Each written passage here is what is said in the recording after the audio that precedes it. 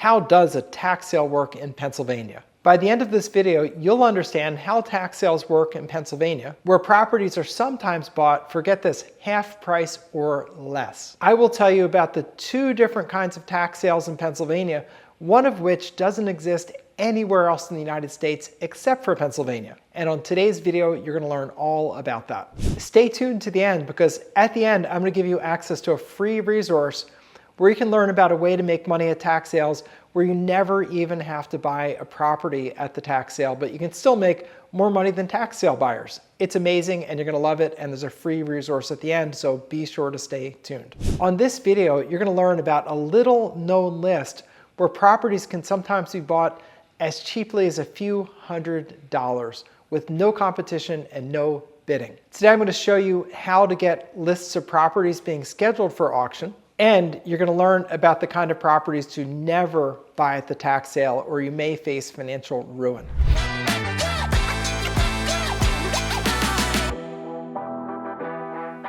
At real estate tax sales in Pennsylvania, properties are auctioned off to the highest bidder because people failed to pay their real estate taxes for 2 years or longer. Now, there are two kinds of tax sales in Pennsylvania. There's one sale that's called the upset tax sale. This is the one that's completely unique to Pennsylvania. It happens the third week in September in all the counties except Philadelphia County. We'll handle that separately in a couple minutes. But in all the other counties, it happens the third week in September in every county. And between all the counties in Pennsylvania, there are literally thousands of properties available all across the state, all in that third week in September. Can be really exciting. And one of the implications of having all those properties offered at once is it limits the competition. Now, there is competition for sure, but if you think about it, people can only cover maybe 2 or 3 counties maximum. So you don't have mega bidders that are bidding everywhere. Instead, you have people that kind of bid county by county. So you can find a slot in there and really do well with it. Often at those sales, properties are sold for half price or even less. For example, here's a property I bought at 711 Chain Street in Norristown. This property I bought for $4,000, which was less than 10 cents on the dollar at the time, even taking into consideration repairs, etc. So you can get amazing deals at these tax sales, but in order to get these deals, you really have to know what you're doing. So a little later, I'm going to talk about how you do your due diligence and how you learn to know what you're doing so that you can capitalize on these sales. So the upset sales are unique because at those sales, the properties are sold subject to existing liens and mortgages. This is unique, only happens in Pennsylvania. At those tax sales, if the property has a mortgage on it, it stays on the property even despite you buying it at the tax sale. At other tax sales, including the other Pennsylvania sales and all the sales across the country, at those tax sales, mortgages are no longer liens on the property after the tax sale.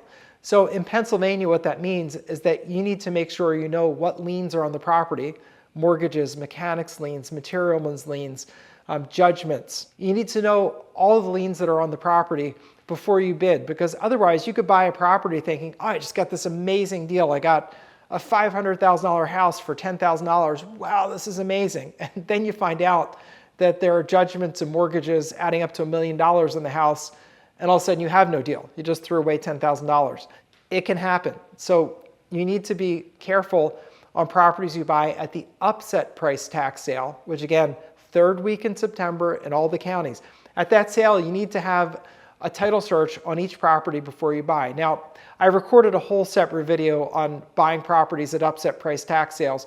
Rather than repeat all that here, what I'm going to do is give you an opportunity. If you look up above, you'll see a link to that. That may be the next video that you want to watch so that you can learn all the details of that. But let me just say for now, you need to make sure that you know what liens are against the property before you bid, because your property is coming with those liens on it. So we need to know how to deal with those. You need to know how to bid and what you can bid on. So make sure that you check out that video if you want to pursue the upset price tax sales. Now, the other kind of tax sale in Pennsylvania is a judicial tax sale. All of the Philadelphia County tax sales are judicial tax sales. A judicial tax sale removes the liens from the property. So when you buy a property at judicial tax sale, it's going to come free and clear of the liens. Now, that being said, at all tax sales, there's always some risk that a creditor didn't get notice or there's some issue, but generally you're buying it cheaply enough to deal with any of that. But just understand that this is a business that when you get into buying properties there, you will have things to work through with various properties. So that's one of the reasons that you get things so cheaply, because you have issues. What are some of the issues? Well, for example, if the property is occupied, you can't just go to landlord-tenant court, cheaply and quickly and evict them. Instead, you have to do something called an ejectment action, or you have to offer them some money called cash for keys to move out. An ejectment action is expensive. You have to hire a regular lawyer for that. It goes to the regular court of common pleas. And at the end, in an ejectment action, you actually have to hire a bonded mover to go in, pack everything up, put it in a truck, put it into storage for a month. That costs thousands of dollars. So you have to calculate that all into your bidding calculations, which again is why things go so cheaply at tax sale, because you have issues like that. Also at tax sales, even judicial tax sales, title problems are common, so you're going to have to clear title. And the two ways to do that: one, there's a company called Tax Title Services that you can find online. It's taxtitleservices.com. They offer title insurance on properties that are bought at tax sale. Doesn't mean they'll offer it on every property, but if they do offer it, it's much cheaper than the alternative, which is filing something called a quiet title action. A quiet title action is basically you going to court, getting a judge's order that says, yes, you own the property, yes, it's free of liens and judgments, and then you have what's called clear and marketable title. What that means is you don't have any mortgages on it, you don't have any mechanics liens, material liens, things like that. That's a part of the tax sale business, so either tax title services or a quiet title action. For a quiet title action, budget 4 to 6 months, budget about $5,000. So it's not an insignificant thing, but again, that's being compensated for by the low prices you're paying. As I said, my property, Chain Street, I bought for, it wasn't even 10 cents on the dollar, it was less than that. That's what makes up for that, and that's why this can be attractive. Even though you have some nonsense to deal with, it's still a very good place to buy properties. One of the other things about tax sales in Pennsylvania is that the properties tend to be in the less desirable neighborhoods, in the neighborhoods where people have less money because they don't have the resources to get their taxes paid. So you're generally going to be getting inventory that is both not in the greatest neighborhoods and also not in the greatest condition. Because if someone couldn't afford to pay their real estate taxes for 2 or 3 years, well, they probably couldn't afford to fix the roof. They couldn't afford to just repair things. If there were termites, they couldn't afford to get them treated. So you'll find all kinds of deferred repairs. So when you're buying a tax sale, you need to be very aware of that. And just understand, you're going to get properties in not as desirable neighborhoods and properties in not very good condition. If you want to switch to a different kind of auction that would have better properties and better neighborhoods, that would generally be a mortgage foreclosure auction. And I do videos on that. I'm sure you could just look through my channel and find some mortgage foreclosure videos. But mortgage foreclosures, to me, one of the primary differences is you have less title problems, and more importantly, you have better houses in better neighborhoods, but you don't get them as cheaply. Mortgage foreclosures are typically going to go for anywhere from 60 to sometimes even 90 cents on the dollar. So it's a different metric, but it's something to consider as you're looking at these different businesses. Now with tax sales, a couple other things to learn. First of all, to find the lists, all you have to do is very simple. Go online, pick your county, let's say Montgomery County, Pennsylvania. You put in just a Google search, Montgomery County, Pennsylvania tax sale. What will come up is the tax sale list, just like you're seeing on the screen. You can see that's just a sample tax sale list from Montgomery County. Very easily, there's no charge for those lists. You can look through the properties. The lists are generally pretty large and long, meaning many properties on them. But understand, that list is published typically about 45 days prior to the sale. And by the time the sale comes, that list is going to be reduced by probably 90%. Meaning 90% of the properties, people are going to pay off their taxes, they're going to enter into a payment agreement, they're going to file a bankruptcy, they're going to do something to save their house. So one of the things that tells you is that you want to do a lot of your work on evaluating properties, picking properties to bid on, setting your bids at the last minute. So what you want to do at first when you get the list is pick out the areas that you want to investigate. Cross off all the ones that are not in areas that you're even interested in. Maybe it's too far away, maybe it's just not, it's an inner city, you're not interested in that, whatever it is, screen out all the ones you don't want. And then for the ones that are left, start looking at them through Google Street View. Pull it up on Street View, just turn it around so you can kind of see the neighborhood, and then look at the house. And what you're really looking to do here is not decide this is the house you want to bid on, but to screen out properties, meaning just cross them off. So start doing that. And then about a week before the sale, you get more serious about your due diligence. What you're doing then is you're looking at the properties that remain on the list, because one of the good things the county does for us is that they update the list as people pay off the taxes, and people do pay off the taxes at the last minute. In the week leading up to the auction, there's a huge number of people that will come and pay their taxes. So as the taxes are paid, the county will update the online list and they'll show you ones that have been removed from the sale. So your list that maybe was 100 properties, going into that week now drops down to 30 properties, which is great for you because then 30 properties you have to do your final due diligence on. What that means is you want to drive by the properties and take a look at them. Look at them at least from the street. You don't have a right to go in there, but if you knock on the door, if someone's home, maybe they'll let you in. Or maybe if you're at the door, you can just kind of peek in the side window, at least get an idea of what kind of condition it's in. In tax sales, there's no like open house on a Sunday where you can just drive by. That's not part of the tax sale process. So, you have to just make as intelligent of an assessment as you can. Assume that however it looks on the outside, it's at least that bad, if not worse, on the inside. So if you see something with staining on the siding, overgrown weeds, assume the interior reflects that. It's completely ignored, and it's going to really need like a full gut-out rehab. Assume the worst, because you don't want to put down your hard-earned money and then get a lousy deal. You're better off doing nothing and then getting a lousy deal. Look also carefully at the house itself. Does it have any indications it may have had a fire? Like, for example, do you see soot under the eaves? Do you see any holes in the roof where maybe a fireman went through with an axe to pour water in there? Or do you see blue tarps on the roof? Any of those things, water damage causes serious damage in a house. It's really almost as bad as a fire. So you really have to be thoughtful about that.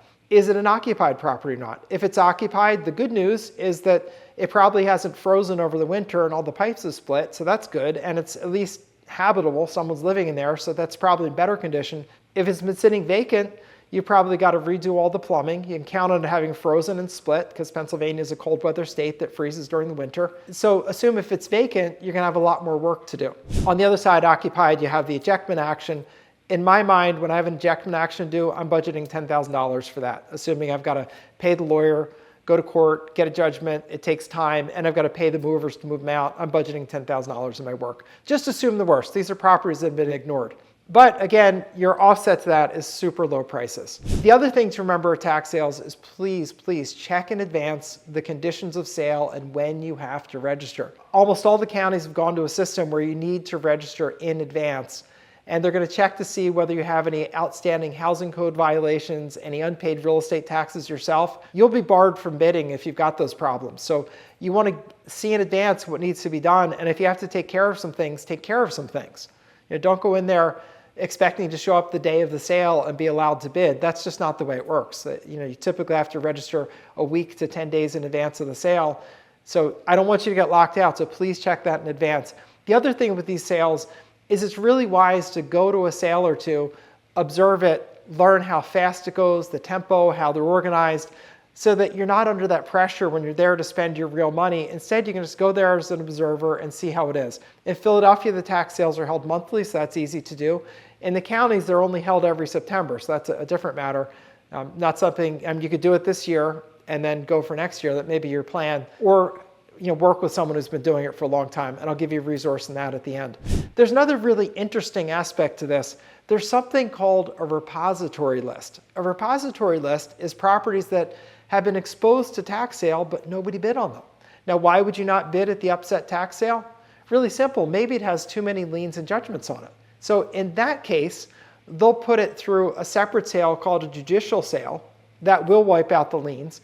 And then if nobody still buys it, it ends up on the repository list. So the repository list is free and clear of liens. It's a list the counties have. I think they rarely get asked for it. I'll just put up, that's one from Delaware County that I pulled so you can see what that looks like. I'll also put up just briefly the application form to buy a property. You can see it's very simple. They're typically looking for a couple $100 for these properties. Sometimes just the cost of a title search. So it can be a really good list. The only thing I would say is you can look through these properties. Most of them are junk, little useless strips of land that don't do any good. But there are hidden gems in there from time to time, and it's a fun little treasure hunt. It's sort of like going to a flea market and finding a gold coin. Can happen. We hear those stories, and it's kind of fun. So you can just sort through and see if you see anything interesting. Most of the counties have repository lists, so you can find some interesting things there. Those really under $1,000 for those properties. It's pretty awesome. Another little secret that very few people know is that If they do the upset price sale and nobody bids on it during that auction, typically they keep the auction open till the end of the day. You can go to the counter, meaning go to the tax claim bureau, which is the one that runs these things, and say, hey, this property didn't sell, can I still buy it? And they'll typically sell it to you for the cost of a title search, about $275 in total. Pretty awesome. So that's a way that you can do that. Funny story, I had some clients years ago that went to buy a property at the auction. They got scared at the last minute and didn't bid, so they had the good sense to call me up. And I said, well, I may still be able to get it for you. Just let me run down to the courthouse, see what I can do. I went over to the tax claim bureau. I asked if the property was still available. They said yes. I said, great, I'll buy it. And I was filling in the form when literally another guy came through the door asking about the same property. But I beat him to it, got the property for my clients for $275. It was a little cruddy house in Norristown that really needed a lot of work, but they fixed it up, spent about $35,000 doing that, sold it for $65,000. They made $30,000, so it was a good deal. Just you run into these funny stories with tax sales. So it's a fun little business. It's very much a treasure hunt business. And if you learn about it, you can be really effective at it. So this video is so long that, as it turns out, that's part one. And I'm going to do a part two. So if you want to go forward learning more about this, I got lots of great more stuff to share with you. So just click on part two and I'll see you over in part two.